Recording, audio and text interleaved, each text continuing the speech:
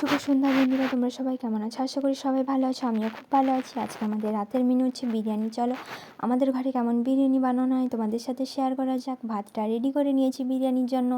চিকেনটা ম্যারিনেট করে আধা ঘন্টা মতন রেখে দিয়েছিলাম। এদিকে আলুটাও ভাজতে বসিয়ে দিয়েছি। বেরেস্তার জন্য পেঁয়াজটা আমি বেরেস্তার জন্য তৈরি করে নিয়েছি।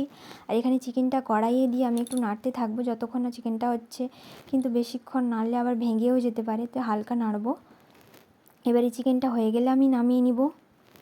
যে নামিয়েও নিয়েছি। আর এখানে একটি হাঁড়ির মধ্যে বিরিয়ানির জন্য যতটুকু ভাত লাগে নিয়ে ওই কম কম করে ভাত দিয়ে তার মধ্যে যেমনভাবে বিরিয়ানি তৈরি হয়, কে কেমনভাবে ঘরোয়া পদ্ধতিতে করো আমি জানি না, তবুও আমি আমার মতন করে করছি। এখানে ভাতের পরে বেরেস্তা, ঘি, কেওড়া জল, গোলাপ জল, রঙের জন্য কামধেনু রঙ আমি ব্যবহার করেছি, আর বিরিয়ানি মশলা এর মধ্যে সব কিছু মিশিয়ে তারপরে দিয়ে হাঁড়ির মুখটা বন্ধ করে এই যে দেখো আমাদের বিরিয়ানি রেডি হয়ে গেছে। আমার ভিডিওটি ভালো লাগলে লাইক, কমেন্ট অ্যান্ড শেয়ার করে দিও।